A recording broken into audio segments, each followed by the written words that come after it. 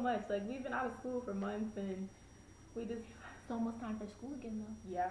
And we're moving in together. Roomies. So we're gonna see lots more of us. So we're having a This is sleepover. Bentley. We're at Boo's house right now. Look at Bentley. He has a cone. My baby. He And looks confused. okay, so the reason for this video is we were sitting around having like a conversation about Randomish. yeah, and then we were talking about like the situations that we have that are similar to each other, which you know, Guys. yeah, guys. Sorry, my freaking SOB. what's the recording? So yeah, and we decided you know we need to make a video because we always have these like really cool like intimate like for real like Face-to-face conversations. Yeah. And then when it's like time to talk to you guys, we're like, so totally, what'd you do today? So today we decided to stop that conversation and make a video. So today's topic is never make someone your everything because without them you're nothing. Nothing. See, there's the title right there. And yeah, so see, I'm all drawing blank. I have to see myself. The freaking internet keeps popping up. Okay. Okay. My thing was, my ex-boyfriend, like I was totally head over heels, like, and I can admit that I was a fool, and love is blind, and he was my everything. Like his needs were put over mine all the time. If he needed it and I had it, he had it. Like it didn't matter if I needed something, you know, if he needed it first, then you know I would give it to him if I had it.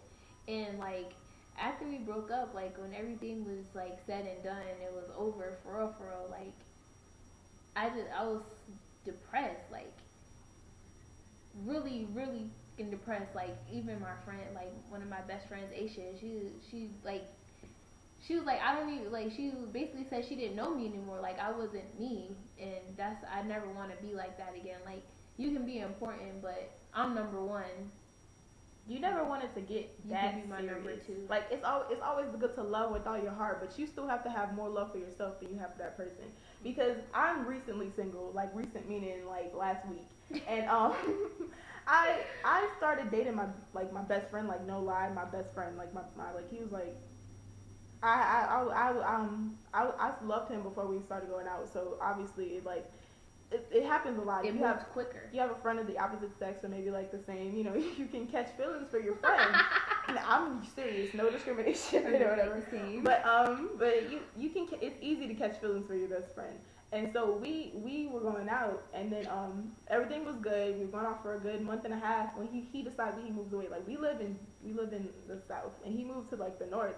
And just for like a year, and we were trying to work the long distance thing out until like I got to the point where I hated that I was all the way down here and he was all the way up there, and I like girls were just like slipping him phone numbers and shit, and like I can't do anything about it, and like I got to the point exactly I hate not having control, and I don't want to control a relationship, you know, I don't want a man that I can that's like a bitch that I can control him, but I don't like that he was up there and he was just like not even doing anything about it. He wasn't like, you know, I got a girl, like I can't take your phone number or anything like that. He just like, you know, whatever. So then it got to the point where I let my jealousy take over. Like I'm naturally a jealous person, but it never ruined a relationship for me until like recently. I'm just starting to realize like, dang, like I need to stop it because he was like my whole world. So I just was so afraid of losing him that I stick my claws in him tighter so that I make sure that I can hold on to him. And like you never want to do that.